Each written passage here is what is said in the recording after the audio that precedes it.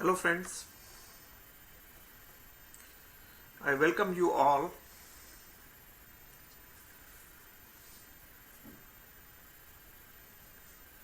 अब जरा ध्यान देंगे, ये लेक्चर बहुत ही इम्पोर्टेंट होने वाला है।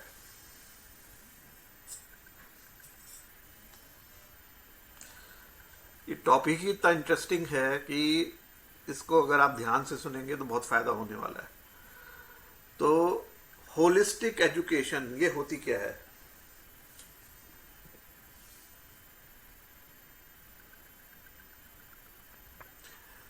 इसको मैं दूसरे हिंदी के टर्म्स में बताऊं तो इसको समझ लीजिए कि संपूर्ण ज्ञान या ब्रह्म ज्ञान समझ लीजिए। तो ये ब्रह्म ज्ञान तो बड़ा मुश्किल है, होता नहीं है लोगों को, क्योंकि पूर्ण ज्ञान तो nobody is perfect, right? Nobody can know it all.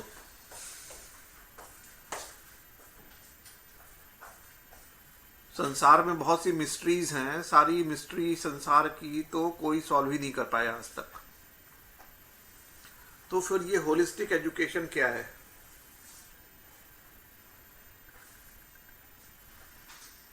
इसके बारे में चर्चा करते हैं।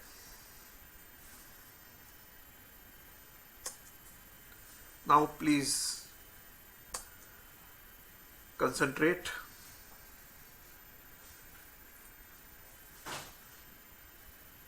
Stuck somewhere, figure it out what is happening here. Okay, so what is education? As we know, we receive education in the school from a teacher. तो education क्या होती है? उसका एक फिक्स चीज होती है। फिक्स चीज मतलब कि जो हम नॉलेज स्कूल में ग्रहण करते हैं, जो फीड करी जाती है हमें। कैसे फीड करी जाती है? टेक्स्ट बुक के जरिए। ये हम चर्चा कर चुके हैं पहले कि text book is the tertiary source of knowledge. ठीक है, एक होती है प्राइमरी रिसर्च, एक होती है सेकेंडरी रिसर्च, और एक होती है tertiary source of knowledge which is text books. उसका एक करिकुलम होता है जो कि फिक्स्ड होता है। ठीक है, तो एजुकेशन क्या है? जो हमें स्कूल में किसी टीचर के द्वारा मिलती है। वो टीचर को आप सेलेक्ट करते हो? नहीं, वो टीचर कोई भी हो सकता है। कोई भी टीचर होगा, वो आपको वही नॉलेज देगा जो कि बुक में प्रिस्क्राइब्ड है, टेक्स्ट बुक में। उसके बाहर की नॉलेज वो नहीं दे सकता। ठीक है, तो टेक्स्ट बुक में जो है उसको वही नॉलेज देनी होगी, उतनी ही नॉलेज देनी होगी, उससे ज्यादा भी नहीं दे सकता वो। क्योंकि टेक्स्ट बुक का जो कोर्स है, टीचर का अटेंशन होता है कि उस कोर्स को कंप्लीट कराना एक डेफिनेट टाइम पीरियड में। ठीक है, तो बीच में बहुत सी छुट्टियां आ जाती हैं या कुछ हो जाता है, तो टर्म्स होते हैं। तो एक टर्म में जितने चैप्टर कंप्लीट कराने हैं उसका एक टारगेट होता है कि इतने चैप्टर बुक के एक टर्म में कंप्लीट होंगे, फिर सेकंड टर्म चालू होगा, फिर थर्ड टर्म चालू होगा। तो एक डेफिनेट करिकुलम, एक कोर्स जिसे बोलते हैं, उसमें टेक्स्ट बुक जो कि एक दायरा होता है, उस दायरे के अंदर आपको नॉलेज दी जाती है। टीचर का अटेंशन होता है कि आपको वो कोर्स कंप्लीट कराए with in the prescribe time frame. और वो जो नॉलेज आपको फीड करी जाती है, वो टेक्स्ट बुक जो है वो टीचर नहीं लिखता है। कि जो टेक्स्ट बुक है वो टीचर नहीं लिखता। ठीक है ना? तो ये एक एजुकेशन बोर्ड होता है, कोई नहीं, तो एजुकेशन बोर्ड जो है वो पास करता है कि क्या करिकुलम होना चाहिए, कौन सी टेक्स्ट बुक होनी चाहिए, क्या पढ़ाया जाना चाहिए। इसलिए इसको टर्शियरी सोर्स ऑफ नॉलेज बोलते हैं। जो टेक्स्ट बुक लिखता है उसने खुद रिसर्च नहीं करी होती है, उसने दूसरों की रिसर्च भी नहीं पढ़ी होती है। वो कई जगह से कुछ कुछ माल इकट्ठा करके एक बुक बनाता है, इसलिए इसको टर्शियरी सोर्स ऑफ नॉलेज बोलते हैं। तो यहाँ पे दो तीन चीजें ध्यान रखने की हैं कि एजुकेशन जो है उसका दायरा बड़ा सीमित होता है, एक सीमित होता है दायरा, एक कोर्स होता है, एक करिकुलम होता है, वो उस दायरे के अंदर ही आपको उतनी नॉलेज दी जाती है जो आपको फीड करी जाती है। फीड करी जाती है मतलब कि आपको वो मेमोराइज करनी होती है, फिर आपने उसके जो मेमोराइज करी कि नहीं उसका वो टेस्ट होता है। तो जो भी हमारी मेमोरी होती है, जो भी चीज हम एब्जॉर्ब करते हैं, वो कहाँ पर रिकॉर्ड होती है? वो हमारे मन के अंदर, माइंड के अंदर रिकॉर्ड हो जाती है। तो माइंड क्या है? जहां पर हमारी मेमोरी रहती है, जहां पर हम जो कुछ भी फीड इन करते हैं, बाहर से हमें जो भी मिलता है उसकी रिकॉर्डिंग करते हैं, इसको बोलते हैं माइंड, मेमोरी। ठीक है, तो इसको आप टॉर्च लाइट की तरह समझिए। टॉर्च लाइट क्या है? जब आपको अंधेरे में कुछ ढूंढना होता है तो आपको टॉर्च चाहिए होती है, रोशनी चाहिए होती है, दिया चलाना होता है, उसका प्रकाश चारों तरफ फैल जाता है, तो जिससे कि आपको कोई भी चीज किसी अंधेरे कमरे के अंदर ढूंढनी है तो आसानी होती है। उसी तरह चैप्टर के एंड में कुछ क्वेश्चन आंसर होते हैं, क्वेश्चंस होते हैं, तो उस क्वेश्चंस का आंसर उसी टेक्स्ट बुक के चैप्टर के अंदर आपको ढूंढना होता है टॉर्च लाइट लेकर। ठीक है, और दूसरा तरीका क्या हो सकता है? Fill in the blanks. अब उसमें चैप्टर में कुछ वर्ड्स आए हो सकते हैं, उसकी कोई डेफिनेशन हो सकती है, तो डेफिनेशन लिखी हो सकती है और उससे वो वर्ड आपको पूछा जा सकता है कि इसको फिल इन द ब्लैंक में आप भर दो। तो फिर आप जो है टॉर्च लाइट लेके चैप्टर में वो पर्टिकुलर वर्ड ढूंढेंगे। तो इसको बोलते हैं नॉलेज। और ये नॉलेज ऐसी नॉलेज नहीं है जो कि होलिस्टिक हो या पूर्ण हो। ये मैंने बताया कि इसका एक डेफिनेट करिकुलम होता है, ये कोर्स होता है, उस बाउंड्री के अंदर वो नॉलेज आपको दी जाती है। उस नॉलेज जो आप ग्रहण करते हैं, एब्जॉर्ब करते हैं, रिकॉर्ड कर लेते हैं, वो 100% तो नहीं होता है कि पूरा एक एक वर्ड आपके दिमाग में आ जाए। ठीक है, तो किसी बच्चे को 50% मिलता है, किसी को 60% मिलता है, किसी को 70% मिलता है। तो ये नॉलेज पहले तो खुद ही अपने में कंप्लीट नहीं होती है। चाहे आपको 100% भी मिल जाए तो उसका मतलब ये नहीं हो गया कि वो आपको पूरी उस सब्जेक्ट की नॉलेज आ गई। ठीक है ना, आपको उतनी ही नॉलेज आई जितनी कि आपको उस चैप्टर में पढ़ाई गई या उस सब्जेक्ट में पढ़ाई गई, और वो कितनी नॉलेज देनी है वो किसी ने डिसाइड कर दिया है ऑलरेडी। ठीक है ना, तो इसको बोलते हैं फिक्स नॉलेज। और वो फिक्स नॉलेज भी आपको पूरी 100% तो आपने एब्जॉर्ब नहीं कर ली, आपको 50, 60, 70, 80, 90% आपने एब्जॉर्ब करी, आपकी मेमोरी में आई, तो बाकी 10%, 20% तो नहीं आई। ठीक है ना, तो ये एजुकेशन के संग ये ध्यान में रखने का है कि वो पूर्ण नहीं होती, इनकम्प्लीट होती है, परफेक्ट नहीं होती। ठीक है ना, उससे क्लैरिटी नहीं आती कुछ। लेकिन इसका मतलब ये नहीं है कि वो नॉलेज जरूरी नहीं है। वो नॉलेज उस सब्जेक्ट की जरूरी है, उतना तो आपको पता चला जितना, ठीक है ना, पर वो कैसे उससे पूरी क्लैरिटी नहीं आई आपको चीज की। ठीक है, तो ये इसको बोलते हैं एजुकेशन। इसमें लास्ट वाला जो आप ध्यान करिए, इसमें लिखा है इसका जो एजुकेशन का जो मेथड जो होता है वो इंक्रीमेंटल होता है। इंक्रीमेंटल मतलब उसके लेवल होते हैं। जैसे कि साइंस आपका चालू कर दिया मान लीजिए 5th क्लास से, तो 5th क्लास में आपको फिजिक्स पढ़ाई जाएगी, उसका एक लेवल होगा। फिर 6th में, 7th में स्टैंडर्ड, इसको बोलते हैं स्टैंडर्ड। तो एजुकेशन का एक स्टैंडर्ड होता है। तो इसको आप समझ लीजिए कि इंक्रीमेंटल, कि थोड़ा थोड़ा करके आपको बढ़ा बढ़ा के देता जा रहा है नॉलेज, एक साथ नहीं दे रहा है। आपको थोड़ा दिया, फिर अगले क्लास में 7th में आपको और थोड़ा नॉलेज दिया, 8वीं में और थोड़ा दिया, 9th में और दिया, 10 में और दिया। इसको बोलते हैं इंक्रीमेंटल। तो इससे क्या हो रहा है कि जैसे पजल है कोई, तो पजल में आपने 2 पीस जोड़े, फिर 4 जोड़े और 6 जोड़े, और जब पूरे पजल बन के तैयार होगा तब आपको पिक्चर क्लियर होगी। तो आपको 5th स्टैंडर्ड में फिजिक्स की कितनी नॉलेज है, उसकी पिक्चर क्लियर नहीं है कि फिजिक्स क्या होती है। बस फिजिक्स का थोड़ा चीज आपको बता दी गई, जैसे कि पजल के 2 पीस आपने जोड़ लिए, ठीक है ना। तो जैसे कि आपको पिक्चर ड्रॉ करनी है तो आपको हाथी बनाना है, तो हाथी का पहले आपने मुंह बनाया, फिर उसके बाद उसका बॉडी बनाई, फिर उसका पैर बनाया, फिर उसकी पूंछ बनाई। तो इस तरह से इसको बोलते हैं इंक्रीमेंटल, कि सबसे पहले आपने मुंह बनाया, फिर कान बनाया, फिर सूंड बनाई, फिर बॉडी बनाई, फिर पैर बनाया।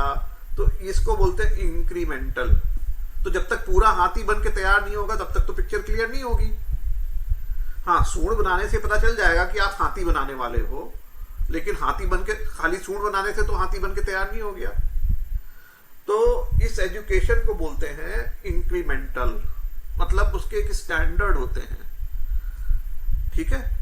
तो इसको एजुकेशन को बिल्कुल क्लियर कर लेना चाहिए कि ये फिक्स्ड होती है, ये पूर्ण नहीं होती है, और ये हम जो इसको something is getting fed in, हमारे अंदर कुछ चीज भरी जा रही है, उसको हमारे मन में रिकॉर्ड कर रहे हैं, और वो हम कितना रिकॉर्ड कर रहे हैं वो मेरी मेमोरी के ऊपर डिपेंड करता है, ठीक है। अटेंशन के ऊपर डिपेंड करता है कि हम कितना अटेंशन पे करते हैं, कितना मेमोराइज कर सकते हैं, ठीक है। तो उसके लिए अब सब लोग तो 100% नहीं मेमोराइज कर सकते हैं, तो पास होने के लिए तो 50% काफी है, ठीक है ना। तो ये जो है टीचर की क्षमता के ऊपर डिपेंड करता है। अब क्या होता है कि एक टीचर जो है 20 से 30 बच्चे, या हो सकता है 40-50 बच्चों की भी क्लास हो, तो एक टीचर तो नहीं इंश्योर कर सकता कि 50 के 50 बच्चों को पूरा का पूरा चीज समझ में आ जाए, ठीक है ना। क्योंकि मान लो एक बच्चे को जल्दी समझ में आ गया, या 40 बच्चों को जल्दी समझ में आ गया, अब 10 बच्चों को समझ में नहीं आया, तो वो 10 बच्चों को समझाने के लिए बाकी 40 बच्चों का टाइम तो बर्बाद नहीं कर सकता। और जैसा मैंने पहले बताया कि टीचर का ऑब्जेक्टिव होता है कि कोर्स को कंप्लीट कराना with in the time frame. तो वो जो कमजोर बच्चे होते हैं उनके पीछे वो लटका नहीं रह सकता, क्योंकि उसको कोर्स कंप्लीट कराना उसका टारगेट होता है। तो ये एजुकेशन के संग की बाउंड्रीज, एजुकेशन की बाउंड्रीज क्या है, एजुकेशन क्या होती है, ये बारे में मैंने बता दिया। आप इसको दोबारा सुन सकते हो अगर आपका अटेंशन वीक है तो, क्योंकि ये बहुत जरूरी चीज है कि एजुकेशन क्या होती है, उसकी लिमिटेशन क्या होती है। अब आते हैं लर्निंग के ऊपर। लर्निंग जो होती है वो आपको किसी इंस्टीट्यूट में मिलती है या किसी कॉलेज में मिलती है, ठीक है। और उसको देने वाला कौन होता है? टीचर नहीं होता, उसको बोलते हैं गाइड। गाइड क्यों बोलते हैं? क्योंकि वो कोई फीड चीज नहीं, कोई चीज आपको पढ़ाता नहीं है, सिखाता है। अब ये पढ़ाने और सिखाने में बहुत डिफरेंस है, क्योंकि ये जो लर्निंग है, लर्निंग का संबंध होता है स्किल से। स्किल पढ़ाई नहीं जाती, स्किल सिखाई जाती है। क्योंकि स्किल क्या होता है? जो चीज आप करके सीखते हो, मतलब उसमें आप एक्सरसाइज करते हो, उसमें आप एक्सपेरिमेंट करते हो, उसमें आप काम करते हो, असाइनमेंट करोगे, केस स्टडी करोगे, कुछ तो करोगे। बिना करे आप ये नहीं सीख सकते। तो जो करके सीखना होता है उसको हम लर्निंग बोलते हैं। उसके लिए सिखाने वाला चाहिए जिसको हम गाइड बोलते हैं। ये नॉलेज नहीं है। Learning is not knowledge. Learning क्या है? स्किल है। स्किल डेवलप करी जाती है। कैसे डेवलप होती है स्किल? करके जो आप सीखते हैं उससे डेवलप होती है। क्या करना होता है? तो मान लीजिए आपको राइटिंग असाइनमेंट है तो राइटिंग करनी पड़ेगी, तो आपसे राइटिंग असाइनमेंट से क्या होगी? आपकी राइटिंग स्किल इंप्रूव होगी। प्रेजेंटेशन आप दोगे तो प्रेजेंटेशन स्किल इंप्रूव होगी। आप कम्युनिकेशन करोगे, पब्लिक स्पीकिंग करोगे तो आपकी कम्युनिकेशन इंप्रूव होगी। आप अगर कोई ग्रुप असाइनमेंट करोगे, उसमें कोई लीडरशिप रोल लोगे तो आपको कोऑर्डिनेट करना पड़ेगा, शेड्यूल करना पड़ेगा, प्लान करना पड़ेगा। तो ये सारी चीजें जो है लीडरशिप की आती हैं क्वालिटीज। फिर क्या होता है और क्या स्किल डेवलप होती है? Research skill. जैसे मैंने बताया कि learning is not definitive fixed. Learning क्या है पहले तो समझ लेना चाहिए कि learning is a continuous process. ठीक है, जैसे एजुकेशन मैंने बताया उसके स्टैंडर्ड होते हैं, उसका एक डेफिनेट करिकुलम होता है, वो करिकुलम वो चैप्टर पढ़ लिया वो एजुकेशन खत्म हो गई। ठीक है, तो स्कूल पास कर लिया तो स्कूल पास हो गया, खत्म हो गया, एजुकेशन खत्म हो गई। ठीक है, एजुकेशन क्या होती है जब स्कूल क्लियर हो जाता है, primary school, secondary, higher secondary, तो स्कूल का करिकुलम खत्म हो जाता है, स्कूल खत्म हो गया, you are now graduate. But learning जो है वो कभी खत्म नहीं होती जिंदगी में। क्यों? क्योंकि आप जिंदगी में हमेशा लर्न करते हो, क्योंकि जब भी आप कुछ करोगे तो कुछ ना कुछ तो सीखोगे, कुछ ना कुछ फेलियर होगी, कुछ ना कुछ आप सीखोगे कि इसको ऐसे बेहतर कर सकते हैं, बेटर कर सकते हैं। तो लर्निंग हमेशा ध्यान रखना चाहिए, it is a continuous process. Learning is associated with not education और feeding in, it is based on experience or working. It is based on skills. और स्किल क्या होती है? कोई परफेक्ट नहीं कर सकता स्किल को। स्किल के 3 लेवल बताए इन्होंने, एक तो लो स्किल, एक मीडियम स्किल और एक हायर स्किल। अब ये कोई नहीं बोल सकता कि मेरे पास परफेक्ट स्किल है। ठीक है, परफेक्ट का तो सवाल ही नहीं है।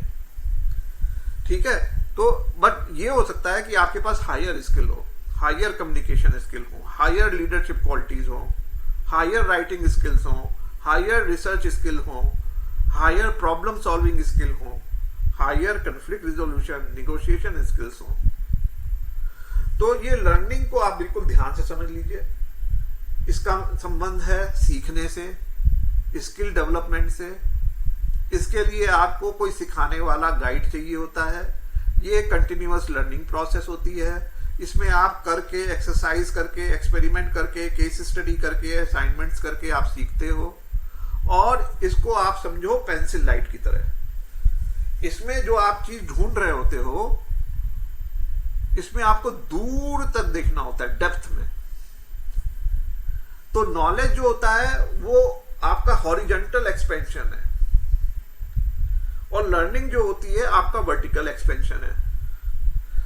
लर्निंग में आप क्या करते हो? किसी चीज की डेप्थ में जाते हो। ठीक है ना? जो आप काम करोगे, स्किल जो है आपकी, जैसे राइटिंग है, तो ऐसे नहीं है कि सबने कुछ भी लिख दिया। उसकी राइटिंग स्किल डेवलप करोगे तो आपकी डेप्थ में जाते जाओगे, और डेप्थ में जाओगे, और डेप्थ में जाओगे। जैसे जैसे आपकी स्किल डेवलप होती जाएगी आप उतना डेप्थ में जाते जाओगे। तो इसको हम पेंसिल लाइट की तरह बोलते हैं। पेंसिल लाइट क्या होती है? इसमें कि 360 डिग्री नहीं कि दिया जला दिया, नहीं। पेंसिल लाइट एक पर्टिकुलर डायरेक्शन में जाएगी, पर जाएगी बहुत दूर तक, जैसे लेजर लाइट। तो ये हो गया। अब इसका मैंने बताया था पहले कि नॉलेज या क्या होती है या एजुकेशन क्या होती है, वो इंक्रीमेंटल होती है, स्टैंडर्ड होता है उसका। और वो पिक्चर जो है धीरे धीरे धीरे करके उभरती है, क्लियर होती है। पर ये जो लर्निंग है इसको बोलते हैं इटरेटिव मेथड। इटरेटिव में is different than incremental. Iterative में क्या होता है? जैसे कि आपने फेस बनाना चालू किया, तो फेस में उसके फीचर्स जो हैं पहले तो क्लियर नहीं होंगे। पहले आप फेस की आउटलाइन बनाओगे, फिर कान बनाओगे, फिर नाक बनाओगे, फिर मुंह बनाओगे, फिर सबसे आखिरी में आप जो है आंख बनाओगे। फिर आंख में आप उसकी भौवें जो होती है ना, आईलिड्स बनाओगे। फिर उसमें जब आप शेडिंग करोगे तब उसके फीचर जो है आपकी जो है गाल, आपके वेन्स, आपके माथे में जो लाइन है, माथे में लाइन है ना, आपके गाल में जो झुर्रियां हैं, आपके जो फीचर्स हैं, कहीं डार्कनेस है, कहीं पर आपके कोई फेस का कोई ब्राइट होता है, किसी का कहीं कहीं पे कुछ काला धब्बे होते हैं, जैसे आंख के नीचे किसी के धब्बे हो सकते हैं, झुर्रियां हो सकती हैं। तो वो जो फाइन फीचर्स हैं जो फेस के, वो धीरे धीरे धीरे करके आप उसको अटैक। तो पहले आपने आउटलाइन बनाई, ठीक है ना, तो ये जो पिक्चर जो क्लियर होगी फेस की, ये शुरू से ही क्लियर हो गई कि आप फेस बना रहे हो, ये तो क्लियर हो गया। अब उसकी जो है आंख कान ये सब तो जल्दी से बन जाएगा, तो वो क्लियर हो गई पिक्चर। शुरू में ही आपको क्लैरिटी आने लगी कि हाँ ये ऐसा दिखता है, इसका ओवल शेप है मुंह का, कि इसका स्क्वायर शेप है, कि किस तरह का शेप है, वो आपको क्लियर दिखने लगेगा। लेकिन उसकी जो फाइन फीचर्स हैं वो बाद में आके क्लियर होंगी। तो it is different than incremental process of knowledge, it is called iterative, right. तो इसको ध्यान रखेंगे। इसमें ऐसा नहीं हो रहा है कि पहले एक एक करके छोटा छोटा और जब तक बनाए, जैसे हमने खाली पूंछ बना दी, तो अब जिसको मालूम है कि हाथी की पूंछ ऐसी होती है वो तो पहचान लेगा ये तो हाथी बनने वाला है। लेकिन मान लो किसी को मालूम ही नहीं है कि हाथी की पूंछ कैसी होती है, तो वो तो जब तक पूरा हाथी नहीं बनेगा तब तक उसको समझ में नहीं आएगा। तो इसको बोलते हैं पहले पूंछ बनाया, फिर बॉडी बनाई, फिर पैर बनाया। तो जरूरी नहीं है कि कोई भी पैर देख के पहचान ले कि हाथी का पैर है। तो जब तक वो पूरा पूरा हाथी नहीं बन जाएगा तब तक वो पहचान नहीं सकता। पर इसमें क्या होता है इटरेटिव में कि आदमी जल्दी पहचानने लगता है कि हाँ क्या बना रहे हो। मतलब शेप, जैसे ही आपने मुंह का शेप बनाया तो फिर पता चल जाएगा कि किसका है। जैसे गांधी जी के खाली आप चश्मे बना दो तो पता चल जाएगा कि हाँ गांधी जी का चेहरा बनाने वाला है ये, ठीक है ना। तो इटरेटिव में क्या है कि पहचान, क्लैरिटी जल्दी आ जाती है, और इंक्रीमेंटल में क्लैरिटी जो है धीरे धीरे धीरे धीरे करके जाके लास्ट में आती है। तो ये डिफरेंस है एजुकेशन में और लर्निंग में। अगेन मैंने कोशिश करी कि इसको अच्छे से समझाऊं, पर अगर फिर भी अगर आपका अटेंशन वीक होगा तो आपको इसको दोबारा सुनना पड़ेगा। अब मैं आता हूं कोचिंग या कंसल्टेंसी पे। कोचिंग या कंसल्टेंसी क्या होता है, इसके लिए क्या चाहिए होता है, मेंटर या गुरु या काउंसलर। और ये सबसे ज्यादा इंपॉर्टेंट चीज होती है। क्यों बताया, एजुकेशन के लिए कौन चाहिए होता है, टीचर चाहिए होता है। लर्निंग के लिए कौन जरूरी होता है, गाइड चाहिए होता है। अब टीचर कोई भी हो वो पढ़ाएगा वही जो बुक में लिखा है, तो टीचर की कोई इंपॉर्टेंस नहीं है ज्यादा, कोई भी हो सकता है। उसी तरह गाइड भी जो है टीचर से ज्यादा इंपॉर्टेंट होता है, क्योंकि उसमें सिखाना, जिसको हाई स्किल होगी वही अच्छा गाइड बन सकता है। जिसके पास सेमी स्किल है वो किसी को सिखा के हाई स्किल तो बना नहीं सकता है।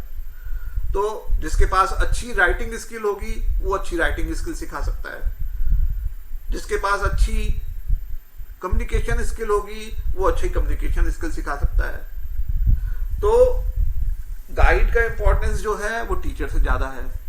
पर इन सबसे ज्यादा जो बड़ा इंपॉर्टेंट है वो गुरु का है, क्योंकि गुरु के पास वो कैपेबिलिटी जो होती है जो ना टीचर के पास होती है ना गाइड के पास होती है। तो ये गुरु या मेंटर के पास कौन सी कैपेबिलिटी होती है, इसको बोलते हैं रियल नॉलेज या विजडम बोलते हैं इसको, विजडम, या इसको बोलते हैं इंसाइट।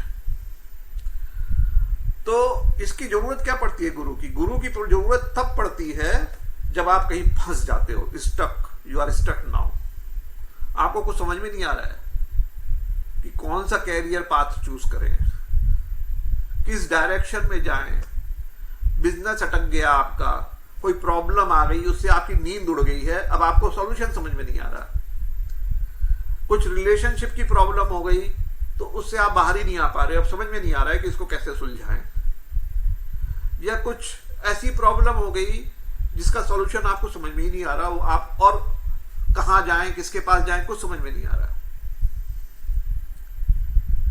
तो ऐसी जब आपकी विकट स्थिति उत्पन्न हो जाती है, at certain stage, when you are stuck, when you lost direction, when you can not see, you kind of start losing the hope, आपकी जब नींद उड़ना चालू हो जाती है, when you start having a pain point, तब आपके मन में आप इधर उधर हाथ पैर मारते हो, अपनी सारी स्किल नॉलेज यूज कर लेते हो, पर तब भी आपको सॉल्यूशन समझ में नहीं आता। उस स्टेज में आपको एक मेंटर, गुरु चाहिए होता है। वो गुरु आपकी प्रॉब्लम को आप समझ सकता है, और वो उसके पास इतनी विजडम होती है कि जो आपका हर्डल है, जो आपके कंस्ट्रेंट है, जो आपके डाउट हैं, वो सब आपके समझ के उसकी वो सॉल्यूशन बता सके, या आपके बैरियर्स जो हैं, सबके कोई ना कोई बैरियर होते हैं, नॉलेज के बैरियर होते हैं और लर्निंग के बैरियर होते हैं। क्योंकि मैंने बोला कि ना नॉलेज परफेक्ट होती है, क्योंकि knowledge is based on memory, और learning is based on your abilities. Learning is based on your abilities. अब आपके पास इनफाइनाइट एबिलिटीज तो किसी के पास नहीं होती, लिमिटेड एबिलिटीज ही होती हैं। तो आपके पास स्किल लिमिटेड ही होगी, तो वो एबिलिटी चाहे वो ब्रेन की एबिलिटी हो, भाई आपके पास जितनी ब्रेन की एबिलिटी होगी वैसे ही तो आप प्रॉब्लम सॉल्व कर पाओगे। किसी के पास बुद्धि बहुत ही प्रखर होती है, ठीक है, किसी की बुद्धि बहुत ही क्रिएटिव होती है, किसी की बुद्धि बहुत ही इनोवेटिव होती है, किसी की बुद्धि बहुत ही एनालिटिकल होती है। तो ये डिफरेंट स्किल, अलग अलग एबिलिटीज होती हैं आदमी में। पर ये एबिलिटीज जो हैं ये डेवलप करी, निखारी जा सकती हैं, सीखी जा सकती हैं, डेवलप करी जा सकती हैं, ठीक है। पर इन सबके एक बैरियर है कि इसके बियॉन्ड नहीं, एक क्षमता बोलते हैं जिसे कैपेसिटी बोलते हैं। तो एक नॉलेज की एक कैपेसिटी होती है, लर्निंग की भी कैपेसिटी होती है। तो where you are stuck in your knowledge, where you are stuck in your abilities and why you are stuck, so जो हमारे अंदर के जो बैरियर्स होते हैं, वो बैरियर्स को आइडेंटिफाई करना गुरु का काम होता है।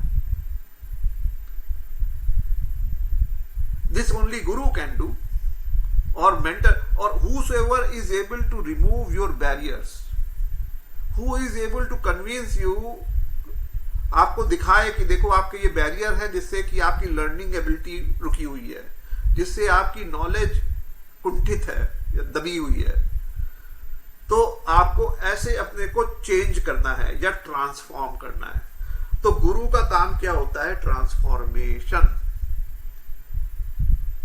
ट्रांसफॉर्मेशन मतलब आप, वो गुरु अच्छा हो तो किसी को, गधे को भी घोड़ा बना सकता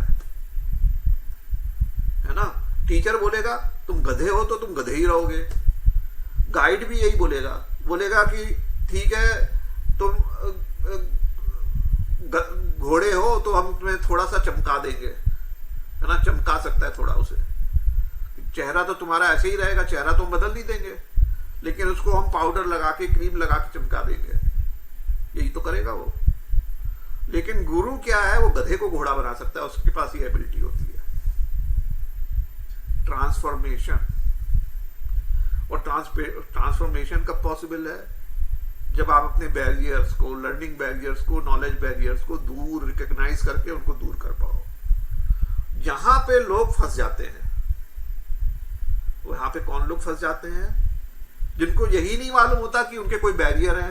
उनको लगता है कि उन्हें नॉलेज जितनी है बस काफी है मेरे लिए, जो एबिलिटी है मेरे पास काफी है। उनको नॉलेज पे श्रद्धा नहीं होती, उनको स्किल के ऊपर विश्वास नहीं होता। दे डोंट बिलीव कि मुझे और स्किल डेवलप करनी चाहिए या और नॉलेज डेवलप करनी चाहिए, या मेरी नॉलेज और स्किल क्यों दबी हुई है।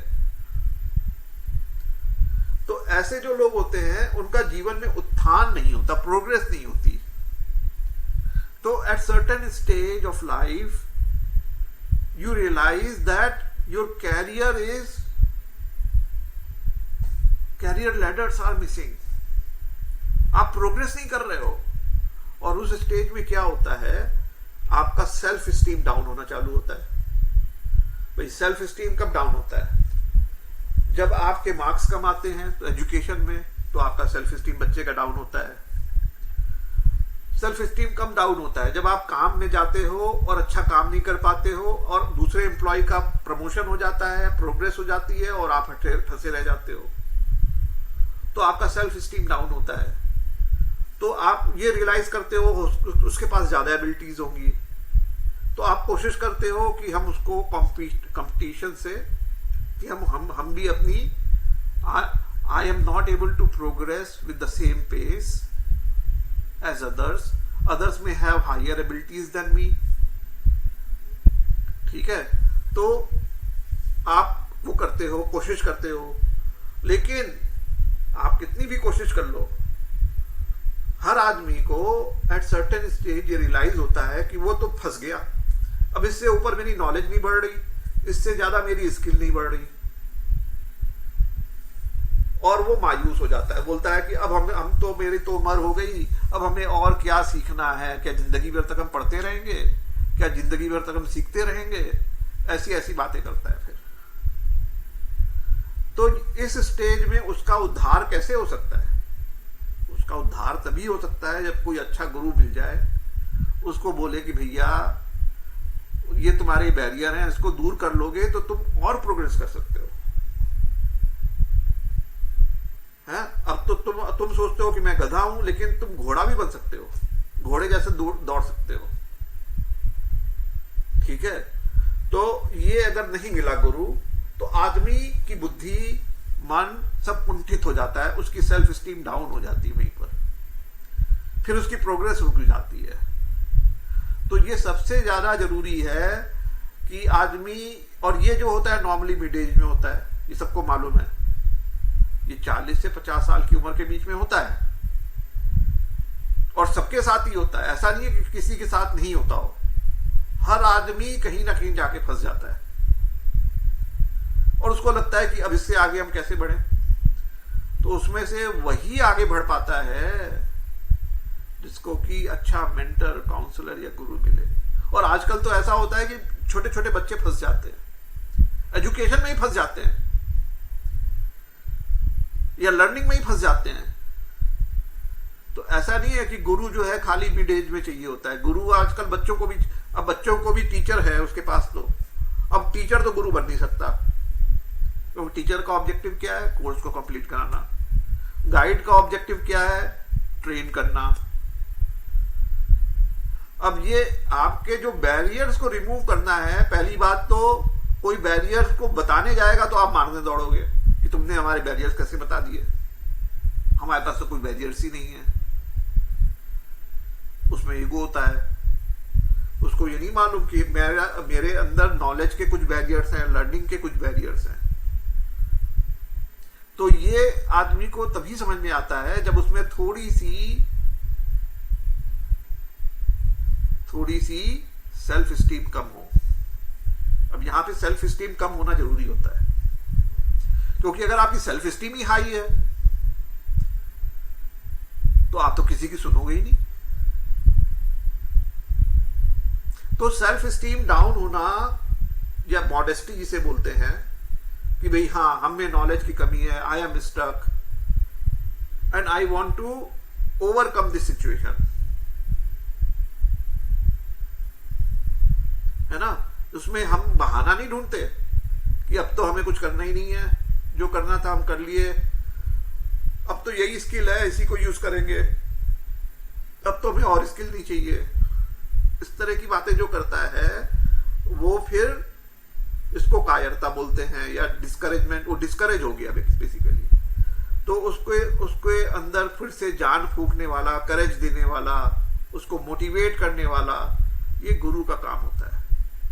और जिसको अच्छा गुरु मिल जाता है, सबको नहीं मिलता, लेकिन अब यहां पर कमी है लोगों की। टीचर तो बहुत मिल जाएंगे, गाइड भी बहुत मिल जाएंगे, लेकिन गुरु जो होता है ये थोड़ा सा लक फैक्टर है कि आदमी उल्टे सीधे लोगों के चक्कर में तो फंस जाते हैं, लेकिन सतगुरु जो होता है ये मिलना बड़ा मुश्किल है।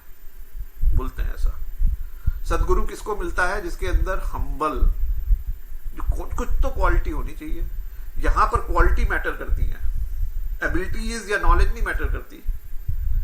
उसमें आपकी कैरेक्टरिस्टिक्स क्या है, आप मॉडेस्ट हो, पोलाइट हो, आप में श्रद्धा है गुरु के प्रति, you really intentionally you understand what is the importance of guru, you believe you can get that great guru who can show you the direction, who can transform you, who can show your weakness, obstacles, constraints, hurdles, who can remove your hurdles. So this kind of guru जिसको मिलता है उसके लिए पात्रता चाहिए होती है. बोलते पात्रता. पात्रता means qualities. So if you have those qualities, you will get a guru who can show you the direction, who can transform you, and who can remove all your doubts, constraints. चाहे वो business में हो, चाहे वो career में हो, चाहे वो पर्सनल लाइफ में हो.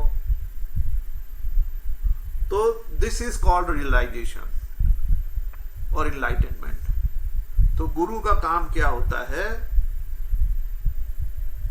कल्याण करना. कल्याण करना मतलब इनलाइटनमेंट. रियलाइज करा देना आपको कि आप में ये वीकनेस है, या आपको ऐसे इस डायरेक्शन में जाना है, या आप में ये स्किल है, इसको आप ऐसे यूज कर सकते हो. आप गलत जगह पर फंसे हुए हो, आपको दूसरी जगह जाना चाहिए. Battle, you have chosen your battle wrongly. आप गलत आदमी के संग फंसे हुए हो, उसको छोड़ो, दूसरी जगह जाओ. राइट? बहुत से लोग फंस जाते हैं किसी के संग, चाहे वो बॉस हो, चाहे वो रिलेशनशिप में भी फंस जाते हैं. हस्बैंड वाइफ एक दूसरे से फंस जाते हैं, दोनों अंधे. अब लो, धृतराष्ट्र तो अंधा था, अब गांधारी ने भी पट्टी बांध ली, तो अब एक अंधा दूसरे को ठेले. बोले ठेलम ठेला जिसे बोलते हैं. नाउ अगर वाइफ के पास अगर दृष्टि है तो शी कैन शो. पति अंधा है, चलो वाइफ के पास आंखें हैं, ठीक है, तो wife can be driver. Right? और अगर वाइफ अंधी है, पति के पास अगर आंखें हैं, तो हस्बैंड विल बिकम ड्राइवर. तो कहीं तो पहुंचेंगे. पर अगर हस्बैंड वाइफ दोनों ही अंधे हैं तो कहां पहुंचेंगे? कौन ड्राइवर होगा फिर? तो फैमिली का गाड़ी कैसे चलेगी? तो अटक गए. तो या तो फिर डाइवोर्स हो. तो उसमें क्या होता है कि गुरु देख सकता है कि इन दोनों में से किसकी दृष्टि जो है परमानेंट खराब है और किसकी आंखें ठीक करी जा सकती है. तो ये गुरु के पास इमेंस विजडम होती है, जिससे कि वो कमजोर आंखों वालों को भी दिखा सकता है. अब बिल्कुल ये कोई अंधा हो तो गुरु भी कुछ नहीं कर सकता. बताया ना, कुछ तो क्वालिटी चाहिए गुरु के लिए भी, गुरु पाने के लिए भी. तो गुरु का काम है ट्रांसफॉर्मेशन करना, रियलाइजेशन करा देना, इनलाइटनमेंट. और ये गुरु कब मिलता है? जब गुरु की जरूरत होती है. गुरु की जरूरत कब होती है? जब आप कहीं पे फंस जाते हो, अटक जाते हो. और गुरु और ये सबके साथ होता है कि आप कहीं फंसो या अटको. तो हमेशा याद रखिएगा कि जहां आप फंसोगे, अटकोगे, आपको कोई गुरु की जरूरत पड़ेगी. और आपको गुरु वैसे ही मिलेगा जैसी आपकी क्वालिटी होगी. अगर आप चीटर हो तो आपको चीटर ही मिलेगा. आपके संग भी धोखा होगा, पक्का होगा, और वो बुरे समय में होगा. जब आपको अच्छे आदमी की जरूरत पड़ेगी तो आपको बुरा आदमी मिल जाएगा, जो आपको नीचे गिरा देगा, आपको गर्त में ढकेल देगा, खुद भी नरक में जाएगा, आपको भी अपने साथ नरक में ले जाएगा. तो इस चीज को ध्यान में रखने का. तो होपफुली मैंने ठीक से बताया. आप दोबारा सुन सकते हो, और इसमें जो जोड़ना हो तो आप मुझे लिख सकते हो, बात कर सकते हो. Thank you so much.